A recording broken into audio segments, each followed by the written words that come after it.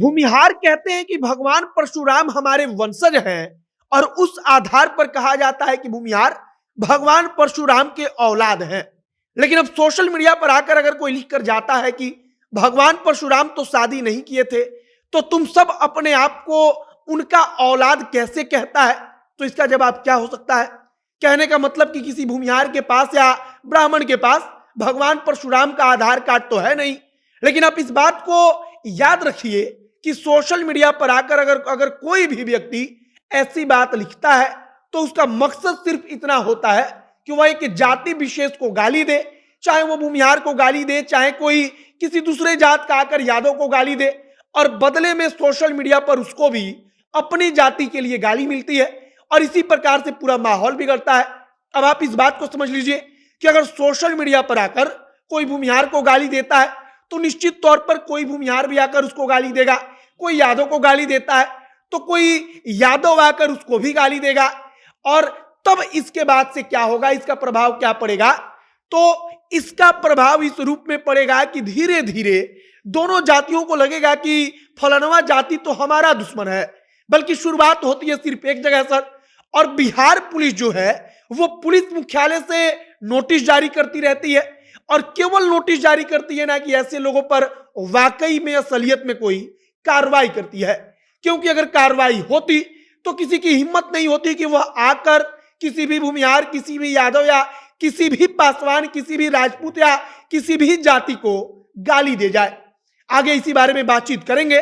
बाकी नमस्कार, मेरा नाम है मोहित कुमार सिंह और आप देख रहे हैं हमारा विशेष कार्यक्रम एक्सप्लेनर। अब सबसे पहले हमने फेसबुक पर एक भाई साहब ने लिखा था जिसे हमने पढ़ लिया, और उसमें क्या लिखा गया था? तो उसमें लिखा गया है कि परशुराम कभी शादी नहीं किए थे, तो यह लोग किस परशुराम का औलाद खुद को मानते हैं? तथा इसके बाद लिखा गया है कि पीला रंग तो इसका भी होता है। अब बीच वाला शब्द हम नहीं बोले हैं, उसको आप खुद से समझ लीजिएगा और समझने की कोशिश करिएगा। अब चलिए इस मुद्दे पर बातचीत करते हैं कि आखिरकार कोई भी आदमी किसी भी जाति को लेकर, चाहे वह भूमिहार को आकर गाली दे रहा हो, चाहे यादव को, चाहे पासवान को, और इसके बावजूद अगर बिहार पुलिस की साइबर सेल कुछ नहीं कर पाती तो इसका असर क्या होता है? अब सबसे पहले अगर ताजा उदाहरण की बात कर लीजिए तो छपरा का मुबारकपुर आपको याद होगा, और छपरा के मुबारकपुर में एक घटना होती है। घटना के बारे में कहा जाता है कि वहां पर वर्चस्व की लड़ाई थी, लेकिन सोशल मीडिया पर माहौल ऐसा बिगड़ा कि पूरे बिहार में इसकी चर्चा होने लगी। और माहौल बिगड़ने के पीछे का कारण था कि सोशल मीडिया पर आकर कोई दूसरे जाति को गाली दे रहा था, तो उधर का आकर के कोई इस जाति को गाली दे रहा था। विशेष तौर पर अगर बिहार पुलिस की बात की जाए तो बिहार पुलिस की व्यवस्था तो इतनी खराब है कि अगर जाति का नाम लेकर और उसकी मां बहन करके कोई गाली देता है, लेकिन उसके बावजूद पुलिस तब तक कुछ नहीं करती जब तक कि कुछ बड़ा हो ना जाए।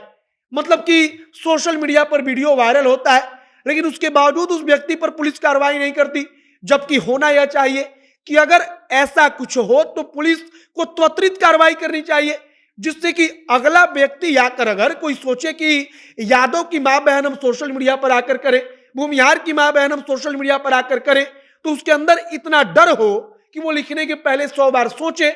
लेकिन बिहार पुलिस सोशल मीडिया पर जब कुछ होता है तो कुछ करती नहीं, और इसी का परिणाम है कि आज एक जाति को लेकर कोई कुछ कहता है, लिखता है, दूसरा जाति उसको आकर गाली देता है, और इसी प्रकार से पूरा माहौल बनता है। तब उस पर गाना गाया जाता है, कोई गाता है कि फलानवा की बेटी फलानवा जात के साथ जाएगी, तो फिर वह जाति वाला आकर गाता है कि फलानवा जात की बेटी हमारे जात के साथ जाएगी, और सब कुछ सोशल मीडिया पर तब तक चलता है जब तक कुछ बड़ा ना हो जाए।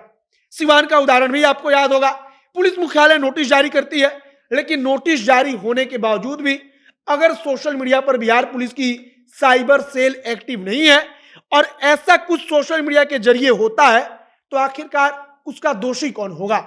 बाकी सोशल मीडिया पर इस प्रकार के आपको दिन भर में कई 100 पोस्ट दिखेंगे केवल बिहार में, जहां पर किसी एक जाति को गाली देकर, किसी एक जाति के इष्ट को, भगवान को गाली देकर पूछा जाता है कि उसका तो कोई प्रमाण ही नहीं है, या उस पर सवाल उठाया जाता है।